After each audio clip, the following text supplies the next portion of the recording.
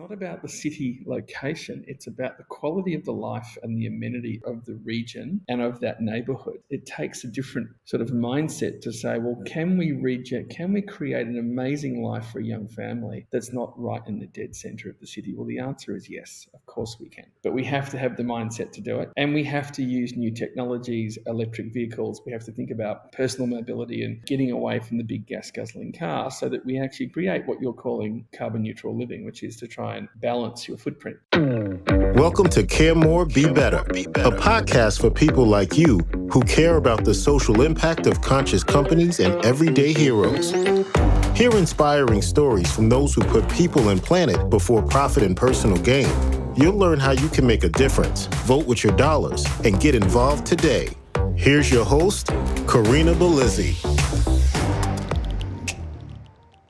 Hello, fellow do-gooders and friends. I'm your host, Corinna Bellizzi.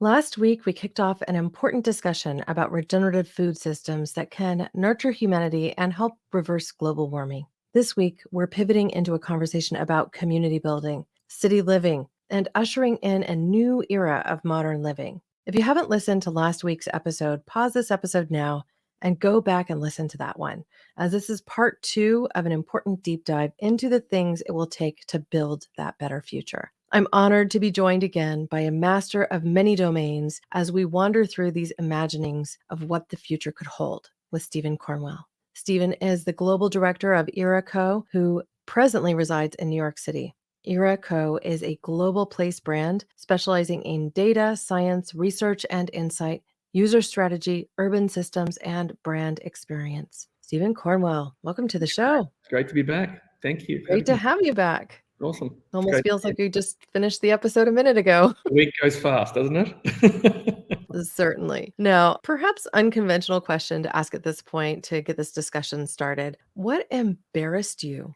as a kid that no longer embarrasses you today? That is a very good question. I mean, sadly, I have way too much hubris to be embarrassed, probably. I wasn't a particularly good reader, being honest. I actually was slightly dyslexic, but I had an issue and trouble getting through long-form novels, which I don't anymore. But I always used to find that a bit of an embarrassment that I couldn't read as well as everybody else. But, what actually got me through was more of my social intelligence and my emotional intelligence. And so I kind of overcame that a little bit. I would have liked to be more academic for sure. I loved math, but I wasn't very good at it. Well, my embarrassment is perhaps ironic today, right? So when I was young, I was embarrassed to share with people that my parents were hippies and that I had spent much of my time growing up in shared living spaces. You were embarrassed by that growing up? I lived in a small lumber town, and it was an issue to me that all my clothes came from Goodwill. Today, I'm proud of that, but at the time, I felt out of fashion. I didn't have the latest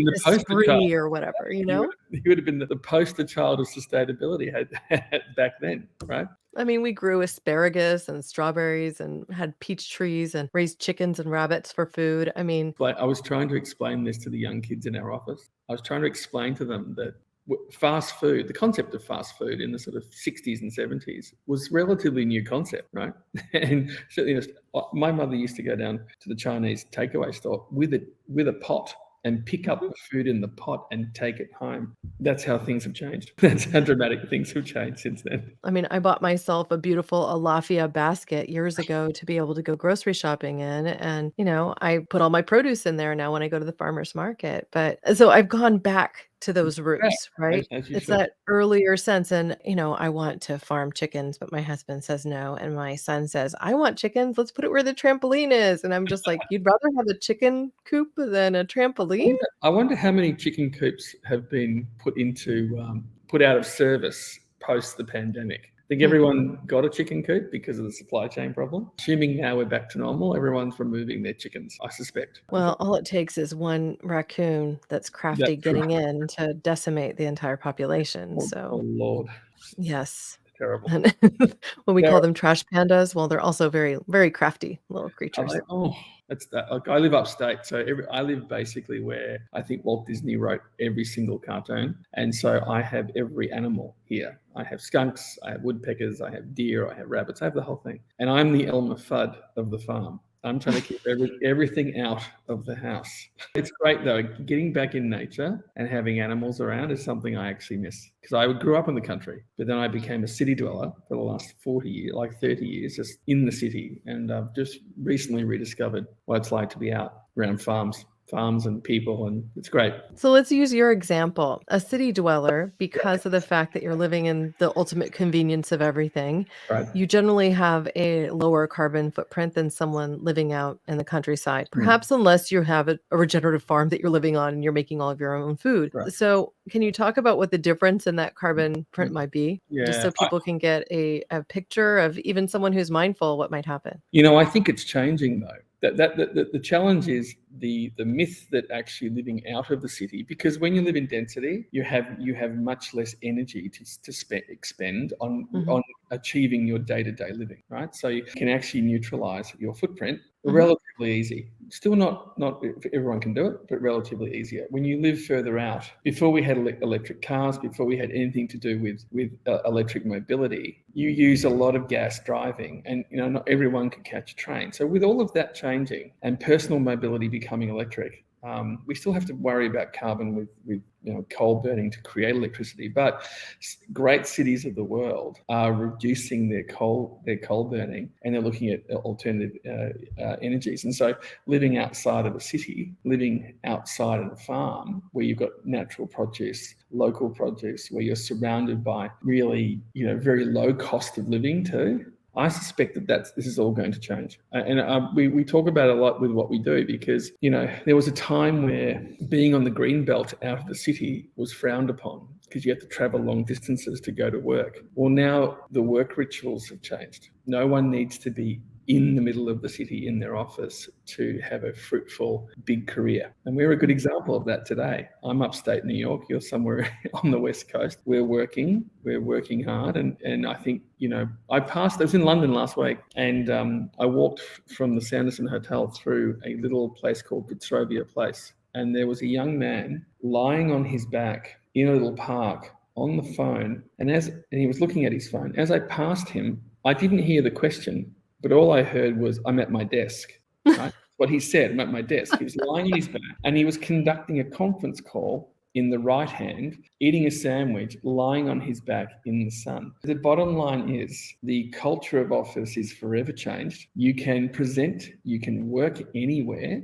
And so this whole concept that density produces a better result for the world, I think maybe the cities are maybe getting too overpopulated, and now people can actually, without huge impacts on the globe, can now work from relatively anywhere. And I think ultimately, if you think about affordability as a key driver of great success for a community, our cities are being overdeveloped and they're too expensive. So unless we can change those things, I think you'll find new levels of carbon neutrality happening by actually focusing on innovation on that very topic in the outer belts of cities. I'm really encouraged to hear you say this, because I anticipated that your answer would be a little different and that you would be focusing on basically getting everyone to move into cities. And presently, if you listen to the last episode, or if you refer back to the conversation we had there, I shared, I don't really like living in big cities. In fact, the only city I've ever stayed in for any length of time where I felt relatively at home was Paris. Yes. And I think the reason for that is because they are so kind of community driven within the arrondissements. Like if I stayed in Les Allées Piétons, which is the second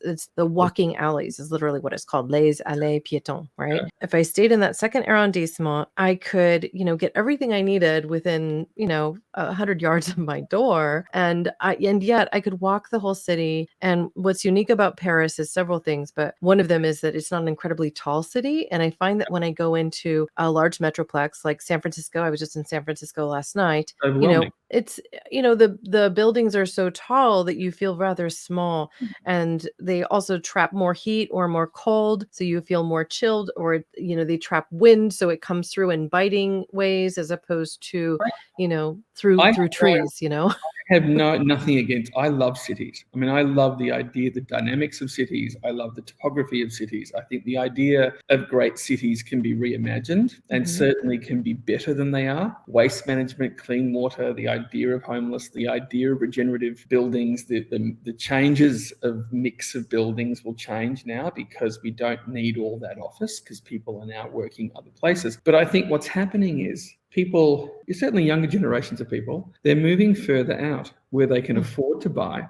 They are getting electric transport, getting an electric bike to go to the farmer's market and come back and plugging it in, and they're using a car. They're jumping on the train to go to the city for work for a couple of days, and they're coming back home. I think what happened is there was this mindset that we were groomed on as young, fertile teenagers at high school. That to be successful, you had to go and work in a big city. To be a great success, to innovate, you had to be in a city. We're working with Lendlease and Google up in San Francisco, up of course in the Bay Area, outside of the city, where great innovation and corporate life is about to happen up there. And it's outside of the city centre. It's 40 minutes away. And you realise very quickly, it's not about the city location. It's about the quality of the life and the amenity of the region and of that neighbourhood. And so it takes a different sort of mindset to say, well, can we create an amazing life for a young family that's not right in the dead centre of the city? Well, the answer is yes, of course we can. But we have to have the mindset to do it. And we have to use new technologies, electric vehicles. We have to think about,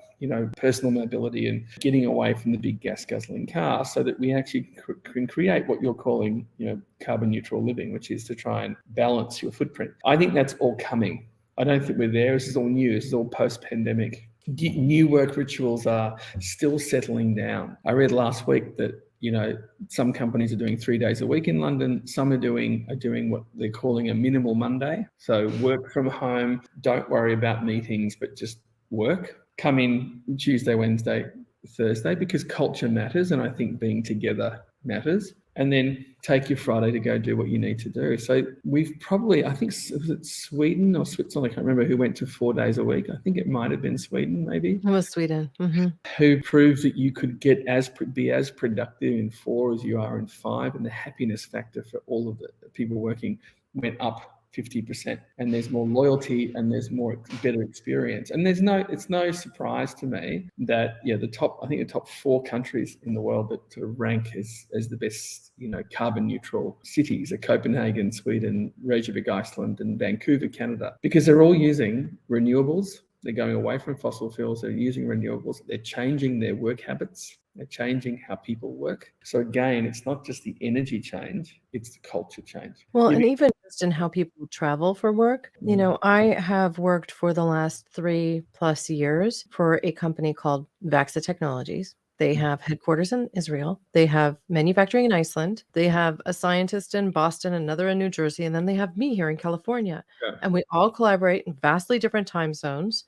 But to your point, 4-day work weeks, I try to do that a little bit myself because I work for myself. I'm a contractor. And because the company is headquartered in Israel, they take Fridays and Saturdays off. Oh, and so I try to take Fridays as my light day. Most of the time, I don't really get to clock out before 3. No, right? Just because I have other things I have to take care of during the week that cut into my work time, like taking the kids to the dentist or whatever, I think for the longest time, corporate America was about clocking in and clocking out, right? Yeah. You were clocked in, you were clocked out. If you didn't turn up for a meeting, why weren't you at the office? I think the way that we think about our business at ERA-co too, and we try and engage with other like-minded companies to partner with, is it's just about the quality of the work and the outcomes. Yeah. We don't put pressure on people to be anywhere at a certain time. We do encourage a couple of days a week in the office so that people get to know each other. You can't beat the pheromone. You need the human contact. Well, I think you're more productive when you have better relationships with people and you're able to collaborate. So that's the biggest challenge with having everybody be remote is that there's little things that slip through the cracks. Like alienating. you just It's there's mental health issues. People don't Mhm. get connected to their cause. The idea of cause-related business. We have I think I said in the last week, we have a central idea to our business, which is advancing humanity through place. We have a cause which says that everything that we touch has to advance the community, advance the human. Whether it's architecture, placemaking, regenerative large-scale master planning, right down to a mixed-use building, we're always looking for how can we get those advancements to happen. And there are many ways that can happen, right, through the channels that we operate under. But you have to have that in your sight line to enable you to do a great job. And when you're together, you get the camaraderie of that idea. Unfortunately, I travel all over the globe for work, so I'm not there as often as I need to be. But the team are really together Tuesday to Wednesday. We don't clock people. We're not time punching. It's so funny because when people join in America, it's about because the health system is medical's not great, and there's a whole raft of you only get 2 weeks a year. I mean, I came from Australia where it was a mandatory 4-week holiday plus all the public holidays plus. So you got about 2 months of the year to yourself. It's the same with all the European countries too. There's 6 to 8 weeks a year, generally speaking. Work their talent into the ground, and they don't let them have the time to replenish. So we've adopted the Australian rules, and all of our team get 4 weeks holiday, and we give them paid leave and all the public holidays. Because in reality, happy people create great work. And I believe that through and through. Yeah. But more companies now in technology especially are taking this other model, which reduces the liabilities on their books, where they don't actually grant formal vacation time. They just say you can take reasonable time off, You're ready. Period. And there's no limit. And but what people happens don't there? take it off. They don't take it off. Now, why is So that? the only reason my husband takes vacation time is I make him. And I'm just like, look, by the way, the kids' school is closed for these days. So we are going. Yeah. Boom. We're out of here. But it's hard to change hundreds of years of culture. It's hard to change that. When someone comes out and says, like Google, and says it's unlimited time off, take the time you need, you've got, decades and centuries of built. I think 2 weeks, maybe 3 if you've got tenure, or 4 if you've been there for a while, But typically, what I always think though is that when I got here to America, my son went from the Australian school system into America, and the education system here is very different. By the way, we had a French culture person that helped us acclimatize to America. And I said to her at the time, surely Australia and America are the same. Why do I need a culture consultant? I'm sorry. Quite naively. And what I discovered was that everything's different. Banking, I hadn't written a check for 10 years in Australia. I had to write checks every when I got here. But the point is, my son went into the education system and he was groomed. He actually had to do homework every night of the week, all 4 subjects, and hand them back in the next day. It was like a military exercise. And he crushed in the first few weeks. He was crushed. But something happened. He changed his behavior. He went, I can't get out from this. This is how it works. And he went from a sort of C grade student to an A grade student over the course of 2 years, graduating at the top of his class by the time he got to the end. And I always said this to him, that wouldn't have happened to you in Australia. You would have got lost in the system. The homework was slack. There was no regimen. There's a reason New York is innovative and a big, heavy-hitting city, because it's highly competitive. If you want to play football in New York City as a New York City kid, you have to try out at 8 years old, and you get a rejection letter as an 8-year-old kid. So what it grooms is these hardworking, competitive people, and that creates the industry of New York City. That creates the pressure cooker that makes New York a place where the world wants to come to innovate. Well, let's talk about New York, since you're so familiar with it. How close do you think New York is to getting to a net zero? Way become off. a net zero. Way off. I think San Francisco is probably I think did some quick research, is at number 7 in the world in terms of neutrality. I was thinking Paris would be up there, but no, it's not. It's in the top 20 though. But the thing that I think is hard for New York is it's got a absolutely broken infrastructure. It's got a very, very tired infrastructure, and it has the problem of density. Overpopulate, it has a lot of people. So your chances of living in a utopian net neutral society happen quicker in smaller European towns and in places outside of the kinds of density that New York has, New York's probably going to come last in the race to be net neutral. There are other places of course, in America. I was doing some research today. I think, you've got places like Aspen, Colorado, you've got Seattle, Washington, you've got San Francisco, Portland, Oregon, places that are investing in getting off their current carbon electricity systems and coal burning and getting into renewables. I mean, all of those cities feel right also because of that. Culturally, they're innovating. At the top of the list, though, was Burlington, Vermont, which I've never been to, but actually all of its power, 100% of its power is a combination of wind, solar, and hydroelectric sources. So it doesn't have any coal burning power. It's the first in the country, in fact, to do that. Which is that? Burlington, Vermont. So I'm going to do some Vermont. more research on that because it's not far from me. But I think there are cities, there are places who are pushing that in all the right directions, but the big cities of America are not. There's too many people. It'll come in last, no doubt. San Francisco's top of the list, though. So you mentioned a couple of times that these cities are simply overpopulated, which just means that, you've got high rises, people are living right on top of one another. Yep. There aren't enough green spaces to compensate for how many people there are. Transport may be problematic. Where they're getting their energy sources may be problematic, and not enough easy, quick solutions to replace that with something that's kinder. Crime, safety. There's a lot of issues with overpopulation. I think there's no secret source on population. There's no one fixed number that says this should be the right density. You can also underpopulate something so you don't get the right amenity, you don't get the right services, right? So there's always a fine line with how populated you want it to be. Density is a good thing. And of course, we want to have as much density as we can. Overpopulation is when the infrastructure starts to break, when it cannot service the people that are in it. And so you think that's example would sit for most big cities like London? Yeah, well, actually, London's infrastructure, because it's a low-rise city and because it actually sprawls a bit more than New York City, is less like that. I mean, the way the boroughs are broken up here, Manhattan, of course, is a hotbed of density, and I think overpopulation during the day. I think it empties out by about 5 million people at the end of the day. I lived in Soho for many years, for 10 years actually. I've just moved further downtown near the office, and it's just overrun with tourists during the day. Right? But at night, it's absolute ghost town. So during the day, it explodes into this massive metropolis. And then at night, it kind of clears out. So it's a very odd thing to see happen. I think a lot of big cities do that anyway. But to your point around Paris is, I think, a well-oiled machine. I'm sure it has all the same problems that New York has. But all that aside, New York probably, if it doesn't pay attention to sustainability as a core driver of its development, will start to break under the weight of infrastructure pressure. We are conducting a little debate at World City Conference this year in October, and the headline of the debate, quite a protagonist statement, is death of the architect. Will AI finally replace the architect in our pursuit to create more resilient cities? And it's a little bit of a protagonist statement. And it's not talking about AI in general, because that's a debate that would run for 10 years. This is a more narrow debate around, well, who are the right people to design cities? Who are the right people to be making decisions? And I think for the last 100 years or longer, architects played a pivotal role because they built the largest infrastructure, which are buildings.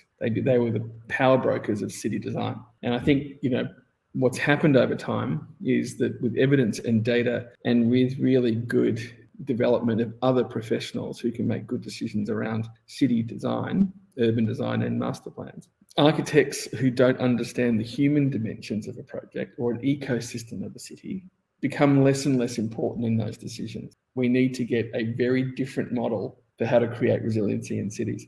And architects, unfortunately, they are groomed and always trained to be the apex leader of every conversation. So when you go into a room, it's the architect holding court. And I think that's finished. I think that's thankfully over, and we can kind of move on to a different type of conversation around resiliency. Well, I'd like to talk about what the city structures that we build that people will want to live within, and give a few examples before we kind of dive into that. One is this concept of a live, work, play development. And we've seen quite a few of these erupt in the Silicon Valley, where you have shopping downstairs, apartments up above, maybe there's a movieplex. And I think the only reason these places actually get rented out is because we just don't have other places to rent. Possibly. Then in some cases, it's like almost almost like you've got a Safeway grocery store and you've got apartments above. And again, it's kind of the same thing. Like a vertical city. Yeah. You call it live, work, play. What's very fascinating about this conceptually is that in Asia, this is the way people live. In Asia, shopping malls are at the ground. The building, you live above them, and culturally, that's acceptable, and that's a really great culture. That's what happens. You live above malls, you live above retail. Everything is densified that way. You have a great MRT. You can get around Hong Kong very easily. In America, we have not really understood the idea of mixed use very well yet, right? Certainly in New York City. So if I look at all the big super towers up on 57th Street, they're all designed by themselves in isolation of any other conversation around how they impact that street. So when you walk down 57th Street, you are just met with a series of giant towers that hit the ground heavy, that are all foyers, that are not for the general public. And so that street's shut down as something that anyone can utilise. It's become a very odd street. And I'd argue that, I think there's some examples like Hudson Yards here in New York that has some great amenity in it, actually. The culture shed's fantastic. There's the High Line runs through it. There's some really good things that are happening there. And underground, you've got some really great hospitality and retail amenity. But again, the residential and corporate towers, they hit that plaza very heavy, and they are giant corporatized foyers. And so there's a lack of character that happens there on the ground that has made, I think, the plaza relatively unsuccessful. Well, and I think that feeling comes through with some of these live, work, play developments as well, because it essentially feels like you're arriving at a mall, or it feels like you're arriving at a strip mall. It's like there's no character, and you don't really feel like you're in a space that is mixed use the same way that it could be. And so I think that's where the failing has occurred. Well, I'm wondering, is that a design problem, or is that a strategy issue? And if it's a good strategy but poorly executed, then that's one thing. If it's just a terrible strategy, then no amount of design will make it look good or make it work. Well, and I think at this point, it's just a really terrible strategy, because at the same time, we have the death of retail occurring,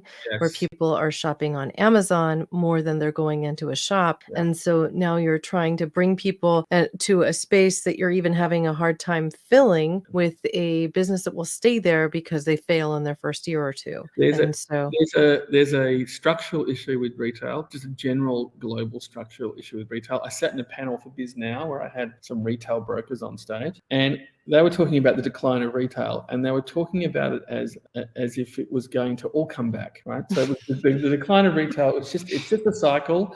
It's all coming back. And I say it's one hell of a cycle. This is a total structural change with how people consume and what they're looking for. There's a reason that Toys R Us went broke, because no consumer wants to walk down aisles and aisles of plastic crap and feel good about that. They just don't. Young families are looking at all that going, this is just landfill with a box around it, right? This is not, there's a social conscious consumer that is coming to the fore that's actually holding these big corporations accountable. And so things like shitty malls that have no design, that are only there for consumption only, to make money, they fail. Whereas you can go to Ala Moana in Hawaii, it's the highest price per square foot retail leasing, and it's absolutely packed day in, day out. And this is a small little island with very low population, a lot of tourists. So when you say retail's dead, retail that has no insight into what consumers or people want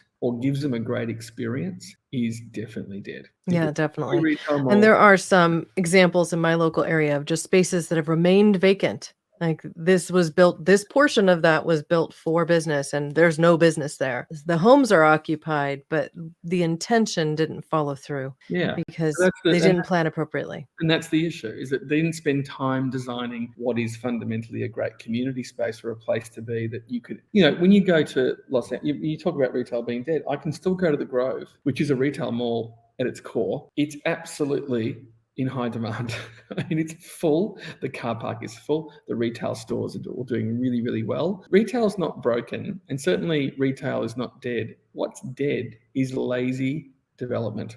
That is, yes. And if you build a lazy mall that has no thought around the consumer, what the consumer needs are, that's comfort, shading, hospitality, the idea of play, the idea you can go there and not buy anything, really important.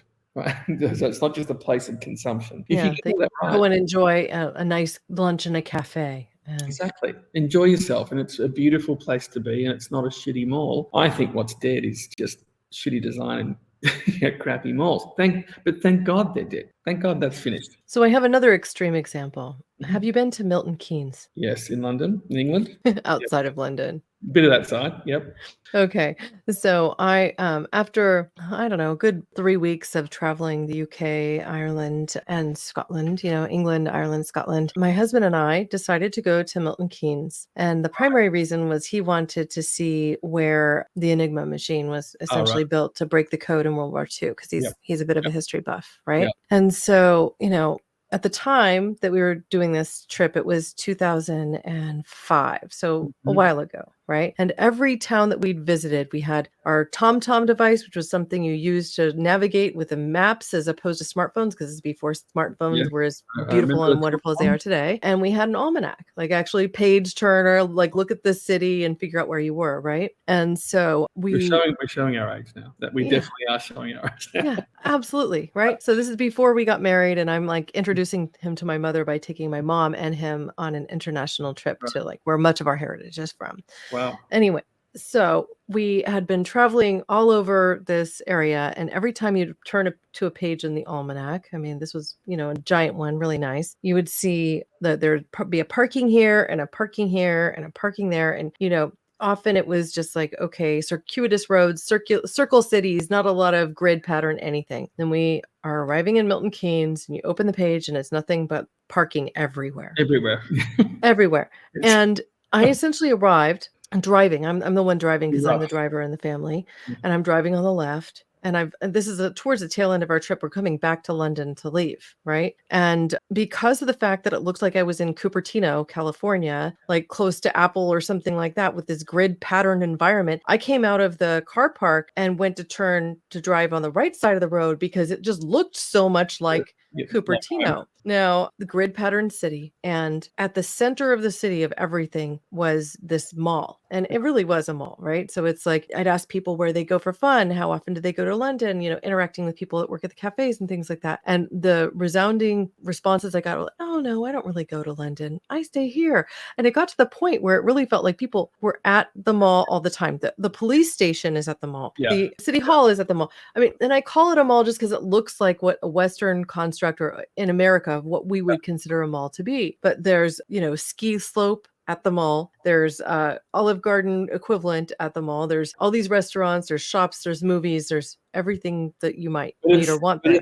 But it's a terrible, cheap, nasty thing with terrible content. I mean, look, it wasn't fun to visit. I felt like I was going to Valley Fair. Or be mugged at some point. I mean, this is the issue. This is the issue. There are great malls in America. There are some amazing malls in America. I went to North Park in Dallas, which is a museum. It's a museum grade, beautiful design mall. It's beautiful. It has Alexander Calder artwork in it. It's beautifully executed, and it's full of life and people. So I think the death of the mall is not the death of the mall. It's the death of the crappy, cheap developer mall, where no one has paid any attention to what your experience is going to be other than shopping. So public realm is something that's new to malls. This idea of the in-between spaces, create villages where you actually can go as a center and experience a downtown in any other type of, dense space where it's shaded and convenient and air conditioned and all the things that actually make it great, indoor and outdoor. I've seen some terrible malls in my travels around the globe, but the new ones that are being created are not being created as malls. In fact, that word's being removed, and they're town centers and they're downtowns, and it's about creating that retail sort of central amenity. I think the best example we have in Silicon Valley is probably Santana Row. Yeah. Yep. I don't know if you've been there, but they even parts of that area can feel like it's a party. Like there's a margarita or tequila specialist cocktail joint in the middle that's like, it's got some awnings and heat lamps, but it's really in the open air, right? And it's kind of a high street. It's a pretend high street, but I think that's all good. And it gets down to knowing your audience, understanding what they want, and asking questions. I was the chief marketing officer at Seaport District for many years for Howard Hughes Corporation, and for many years we had a tree lighting. We had a Christmas tree lighting, which is a Catholic cheap tree lighting in a very Jewish district. So that's another conversation. But it was a tree lighting ceremony to celebrate the holiday, and every year about 200 people would come. but it was a hugely costly tree, and it's a Frankenstein tree, so it's a few trees to put it together. And it had been going for 86 years, every year. And one year we changed the tree out, and we put a sculptor in by Symmetry Lab, who were in the west coast of the States, who did these big glowing interactive orbs, and we put some music in. And I think we had about 6,500 people turn up to the event. It was new, it was different, it wasn't religious, it was bipartisan, it was a celebration of the holiday. The bottom line is, it's gone back to being a tree, because the investment and the time and the energy it takes to develop new rituals and new types of experiences takes time and money. And so sometimes it's easier just to go back to doing what you've always done, right? Even if it means not a lot of people are turning up. So I always think innovation is very hard in retail, because it costs money, it's risky, it can go well, it can go badly, and people don't like to take risks in retail. And so, Seaport was like that. I think we did an amazing job down there. We regenerated that whole neighborhood to being more than retail. It became a place. And that was really by listening to the community, understanding what they needed, putting the right content in there. It's now wildly successful, and I think the guys do a great job of maintaining it. But, it was a retail space, and everyone told us retail was dead. Well, people are down there in their hundreds of thousands all the time. So we've touched a bit on what the future of cities could look like, but I don't think we've really painted a picture. Are people going to essentially live in dormitory type buildings with shared living spaces within them? Or what do you envision these younger people living in cities really wanting? Well, affordability, of course, shared apartments. I was just actually talking to a colleague in the Middle East last week, talking about the perceived idea of wealth in the Arabic communities, right? They're all driving Lamborghinis, right? They're all driving huge cars. And there's so many of them. There's 10 million people, there's 9 million people or something in Riyadh. It's a very dense city. How do they, and I think 70% of the population's under 30. So how does all this wealth happen with all these people? And what someone told me last week, which I thought was interesting, is that they are very family oriented. They pool their resources as a family, and on one compound will have 3 or 4 families living in it, and they share the amenity. It's a big industrial sort of shared kitchen. It's a shared nanny. It's a shared garden and pool. So you're not, as a family, individually buying 6 pools. You're getting 1 pool and you're sharing it. I think in Asian culture, you actually look after your elders. There is a generational looking after of one's family. It doesn't happen here. We're terrible to our aged. We don't look after them. We're very much a youth culture, and we're very individualistic, and we don't share very well. So I think what's going to happen, it's true. I think what's going to happen is you're going to get a generation that are forced into a behavior that says, well, if I want to have a great life and I can't afford that, I have to think about doing it a different way. And I think this whole concept of share and renting communities, which is where a lot of technology is going, car share is going. It's where all the sharing, on social is happening. That's trickling down into real estate. It's trickling down into cars. And so I think that the changing nature of the cities is you won't own a car, you'll share it. You won't own an apartment, you'll share it. You might share it with one other person, but you both might have country properties, but you both might use the central one and share it. You'll do it Monday to Wednesday, they'll do it Wednesday to Thursday, Friday. It'll be that kind of economy that I think will actually revitalise the cities, make them vital again, where you can have the best of both worlds. You can live in a great, beautiful home in the country or just out of the city and share something in the city. I think that's where a lot of people are heading. Well, we already have many common shared workspaces where people just rent the office space for the time that they need it. They share communal meeting rooms so that they can host meetings with individuals and have the familiarity of the space where it feels like theirs, but essentially it's like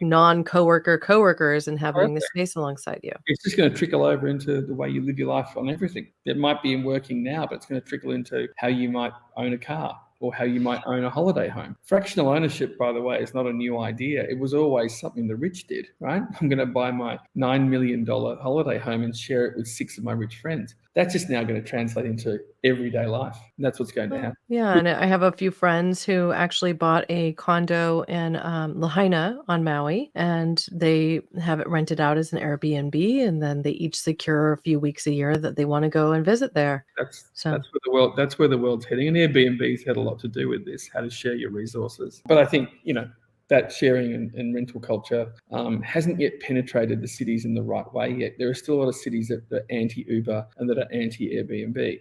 I think some... Yeah, my city is anti-Airbnb. They say no to short-term rentals. You have to get a permit to do so. But yet there are also new styles of work where you have people coming in and wanting to rent furnished places for 3 to 4 months at a time to be a traveling nurse, as a for example. Yeah. And so that's one way to get around these kind of short-term Airbnb no, but you can do something longer term for somebody that's professionally based and coming in. And the other thing I think is important about cities is that if they're just single use, back in the 60s, when we had urban sprawl, we had a housing shortage, right? And so what happened is houses were built in long rows. It was the Toontown housing sprawl that went out. That was all single use, just residences. Then you had the malls over here. Then you had the corporate office park over here. That turned into a single-use sprawl that every young generation after us rejected. They don't want to be. Yeah, they don't like the idea of suburbia. They want to be in mixed use. They want to be in a mixed up where everything's next to them and near them. That can happen in rural and country areas. It was just designed badly. Like those types of mixed use experiences can happen out there. But they want to feel more like they're visiting a small European town than, exactly right. And the Europeans something with culture and feel. And the Europeans get it right. All of their small towns, all up and down Italy, are all small, little community-oriented courtyards. That culture's missing in America. It'll come. It has to. I mean, for affordability reasons, it will happen. But I think all of that to say that I don't think cities are changing their spots dramatically topographically, but their content will regenerate completely and be mixed, and they'll have to think about reuse for things that are empty. I think that provides huge opportunities for people. Now, a rite of passage for children becoming teens and then adults has often been getting their driver's license. But even in my own community, where driving seems to be the norm and there isn't a lot of public transport, I'm hearing from kids even the kids of my friends who are 18, 19, even 20 without getting a driver's license and living in a relatively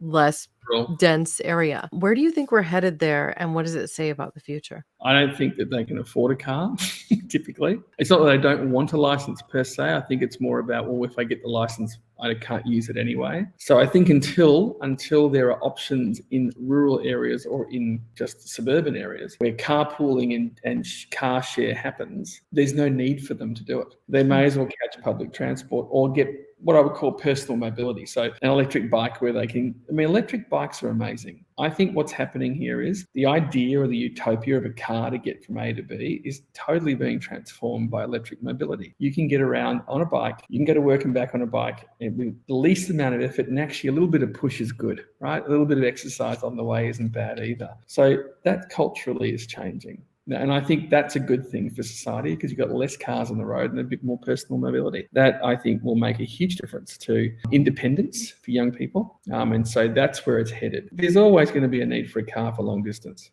So if they want to travel on a holiday or go with their friends camping or those things. Yeah, you'll rent one or something. You'll rent it. It's a rental community thing, but I don't think they need one. My kids certainly don't have cars, 25 and 20, have no interest in getting a car. They live, of course, in New York City where you can't really have a car. It's ridiculous. But I catch the train into the city, and I much prefer the train than being on the road. Much prefer the train. So I think there's just a general want to rid the cities of just millions of cars we don't need. It makes for congestion and obviously air quality. So I'm happy that's all changing. I believe it's about time that's all changing. Well, yesterday I traveled into San Francisco to see Tori Amos at the Masonic. It was fantastic. But, I noticed something for the first time. For one, right next to the Masonic, tucked back, was this old San Francisco restaurant called Oso, which is like a mixed use facility, but old, aged. I think they have housing and some other things happening there too, right? Marvelous dinner right next door. Walk into the Masonic and realize for the first time in all the times I've been there, like the handles have the Freemasons insignia on them. So it's obviously built by the Masons. And I'm like, oh, the Masonic of San Francisco. How come I never made this connection in all these years? What I will say too is it's one of the last places standing that actually continues to sell affordable tickets to concerts I want to visit. Wow. So hats off to that. But That's finding incredible. parking in the city is impossible. It's still hard. And It's still very hard. Stupid costs when you finally get it. Right. I think people invested in car parks like the stock market. I'll just slam a $30 charge on every single car. I mean, it's crazy to think about this, right? You think about parking when you can just get, I think San Francisco's way ahead on autonomous vehicles too. Like it's way ahead on you can get an autonomous vehicle anywhere now. And I think that's going to happen more and more across the globe. So I'm thinking that autonomous vehicles, personal mobility will sort of trump the car, and there'll be a rental shared sort of idea around. Yeah, the scary thing with San Francisco is you can't necessarily do the e-bike even if you want to, because theft is such a problem. Yes. So. And if you go to Copenhagen, the city is set up for biking. It's actually a biking city and the car secondary. And that's what the world should be. Definitely. Yeah. Definitely should We'll be. get there. I mean, going to the Netherlands, for example, I once saw a T-shirt and it was a stick figure of a pedestrian getting hit by a bicycle saying F-U-U-U-U-U-C-K, right? But I don't want that to be beeped out. I want people to picture it, right? Okay. And I just was like, wow, this is so perfect for this city, because I got to tell you, there was at least 3 times that I nearly got hit by a cyclist that was going at breakneck speeds, just because I didn't pay attention to the fact that I was crossing a cycling thoroughfare, which to me looked like a sidewalk. I went cycling in Amsterdam last weekend. I was there last weekend. I saw someone actually have a tram crash with a bike. But what I love about that city is that the cycling culture in that city embedded into everyone's life. And it doesn't matter if it's raining or not. They just throw like a jacket on and a scarf, and they're biking. I saw a fantastic development that had they'd done some land reclamation across water to sort of try and maximize, the city and put more housing down, some timber laminated buildings. I think it's punching ahead of its scale in terms of sustainability and innovation, for sure. I was mildly impressed with the city. I haven't been there for some time, but it was great. Really, really great. I was very impressed with that particular city myself. Now, as we prepare to wrap this 2-episode series with you, I really want to provide my audience with a little bit more of a snapshot into the tools and resources that they might find at ERA-co, and how they can get involved and even potentially advocate for living spaces that they want to live in their local communities. So what would you have to say to them about that particular? Well, the first thing is, if you want a voice, you have to get in with your local council and you have to provide that voice. There's a lot of people sitting and judging from their laptop. The only way to get things to change is to get active. You have to get active in the community. So that's number one. Number two, when we work with developers and cities, we make sure we frame placemaking with vision as the central core. I think way too many people develop places with zero vision.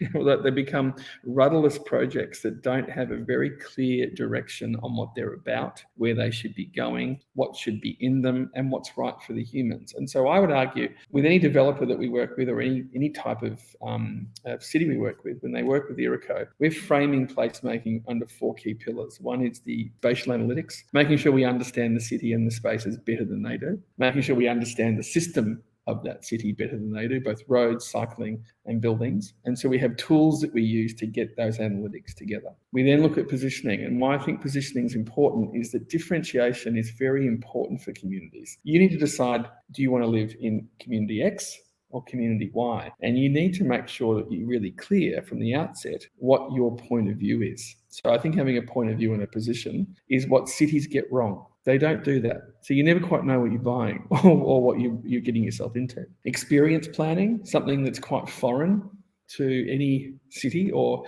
any architect or potentially any developer, which is you can no longer develop something and just carve it up into GFA and just say, well, that's commercial, that's residential, that's part. What does GFA stand for? Gross floor area, like all of the gross realization of the project. You can't.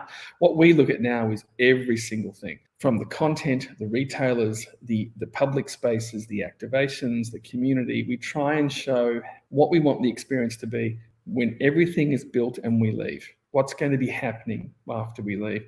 You have to do that up front. You can't just leave it to chance. So that means also planning the rooftop gardens or the community gardens and the green open spaces. Public spaces, everything that there's 2 types of activations. I mean, we keep talking about this with our clients. If you throw a free hot dog in the street, 5,000 people will turn up. No problem at all. People like free stuff. That doesn't make a successful community. Successful communities self-generate, and passive activation is where they get together as a community and they find things to do together that doesn't cost you anything to make it happen. That's a successful community, where they're actually interacting in spaces that you've made for them to create moments, to create activation, to create community. Too many people don't focus on that. They focus on the towers and then leave all the in-between spaces to be dead, terrible, unsafe, poorly lit spaces. So we focus on those public experiences. And then the last thing is user strategy, the human dimensions. Make sure we understand every aspect of who is going to be there. Their wants, hopes, dreams, desires. We don't just put them in a demographic category, because that's fruit that bears no fruit. You have to understand the behavior and the wants of those people, and that helps you shape. So they're the things that we do. We focus on. Stephen, can you help me understand who pays for this? Because I think one of the problems is we have a developer come in, they say, I'm building a high rise and here's where it's going. And it's going to have apartments up top and maybe space for commercial on the bottom. 3 types of investment. One would be the city itself, pooling its resources and employing a placemaker like us, or getting someone like us involved in community engagement and design, and being the bridge between the developer, the community, and the city. So we actually join those things up. The city should pay for that. When it's a large mixed-use project, the city often makes the developer pay for it, and as they should, because they're going to get the most out of it. They're going to get. Or they say they won't issue the permit unless. That's right. And that, I don't like some of that bribery. It does exist. You give us this and we'll give you that. That happens. That's deal making. That's fine. It's more making sure you have a developer that has a conscience, a social conscience about what happens after he or she leaves. If they have that mindset, you've got a very good developer, and then the relationship between the city and the developer is usually very strong, and we help broker some of that as well. And the last thing is communities. If they pool their resources and they want a bit of strategy on what to do with their community, we ultimately will work in any capacity there to sort of help forge a community strategy that might go to government. We can do those things too. They're much harder and they're hard to fund. So typically we go with the first two, the city and the developer. Yeah, one of the things that has me thinking about is there's a plan in my local community to revamp or to introduce a light rail to help people commute from one part of the city to the other, including some mixed-use spaces around it to make it a desirable kind of avenue for people to transport themselves from one part of the county to the next. And I'm really skeptical that it'll ever take off and actually be built, because how much red tape there is and how much it will cost to produce. Yeah, it's and going how to be long it will take the taxes to build up in order to actually. Public infrastructure is being privatized everywhere for that reason. Yeah. You know, transport infrastructure is being privatized. We're making transport-oriented communities, or TOCs. So you get developers making the station and getting the value out of the buildings. That's where cities can get the value from development partnerships, where they get their infrastructure and the train station by giving the developer the envelope to play with. Those types of innovations are great, because that means that the city gets what it needs, the developer gets what they need, and hopefully the community gets what they need. So those types of collaborations are really important. And the last question I want to ask you before we part ways today is really, what great examples can people look to so that they can get a vision in their own minds about what they should be advocating for? Well, it depends what the question is. I think ultimately, we're working on multiple projects at the moment in the globe that, if you look at the extreme right of how to create a sustainable city, you have Saudi Arabia's The Line project, right, which has got a lot of criticism, but I'm lauding it as a very big innovation, because the reality is they could have built anything out there. They could do anything. They have all the money in the world. They have taken what is urban sprawl, densified it into an incredible 200 metre wide, 500 metre long by 500 metre high series of sections that runs for 170 kilometres. They are mini cities within that 170 kilometre distance, which runs from Neom airport out to the Gulf of Aqaba. What I love about that project is that's got innovation all over it. No, it hasn't yet been completely built, correct? No, it's underway. It's underway. I went to the exhibition when I was there in Saudi, and I was blown away. They're doing from ecology, agriculture, water harvesting, transport, electricity. They are building a totally self-sustaining ecosystem, and it's the first of its kind in the world. If you have any interest in seeing innovation at its absolute edge, go and research that project. It is amazing. It's an amazing thing. I wasn't aware that they'd actually broken ground. I thought it was still a pipe dream. No, they're going, and it's probably, I mean, it's hard, it gets criticized too, but I suspect that when it's done, it'll be an exemplar of incredibly sustainable living, because I remember seeing the initial plans and I thought, this looks like space age. I feel like I'm in an episode of Star Trek when they go to some other world, 10 of the best architects in the world are working on it, and it's something to behold. I mean, look, the placemaker in me wants it to be successful. Yeah. Because I really think you have to applaud that level of innovation, that level of dedication to something different and new. And it's tackling a lot of things at once, being willing to be vastly different. Different. I mean, it's disruptive. The Crown Prince is really redesigning Saudi Arabia from the ground up with incredible innovation. I mean, it's a really great thing to watch. Now, obviously, it's polarizing in America because of the Crown Prince and culture, but I remove that from the piece and just look at the merit of what that is, and it really is something. So I'd encourage anyone watching this podcast today to go and look at the NEOM site and open the debate on the innovation on it, because it's really quite amazing. Very cool. Thank you so much for that. I love that example. And I was just thinking about really asking people to also take a look at the European cities that you have enjoyed visiting and think about what made you enjoy that space. Yeah. Because there's a commonality there, I think, that we lose here in the States because we simply don't have cities with this kind of depth and breadth and length of culture. History. And history. I mean, America's a young country. I mean, we can look at ourselves harshly, but in reality, when you go to Lucca, it's 1,000 years old. When you go to Rome, it's thousands of years old. So we don't have city on top of city, really. We don't have the history. So they've had the benefit of time. We haven't. But hopefully we can learn from it and create something great. Fantastic. Well, thank you so much for joining me today, Stephen. This has been phenomenal. I really appreciate your work with ERA-co and everything you're doing. Thank you for having me. To connect with Stephen's important work at ERA-co, visit era-co.com. That's ERA-co.com.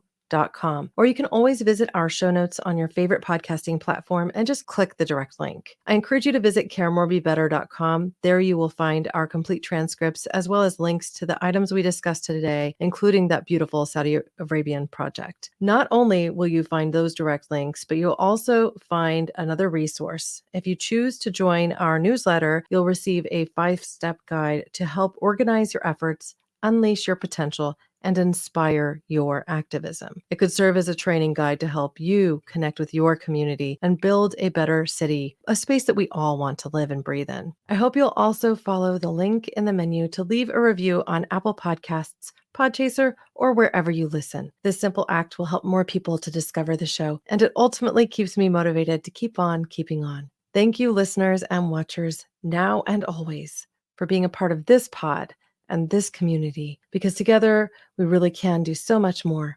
We can care more, we can be better, we can even build better spaces, better cities that save us hours of frustration from commuting to errand running and shuttling our kids from one spot to the next. We can build spaces that we want to live in, to work in, to play in, that provide a stronger sense of community and connection. Thank you. Thanks for listening to Care More, Be Better, a podcast for social good. To make sure you never miss an episode, subscribe, rate, and review wherever you listen to podcasts, and share with your friends to help us reach more people and spread more social good.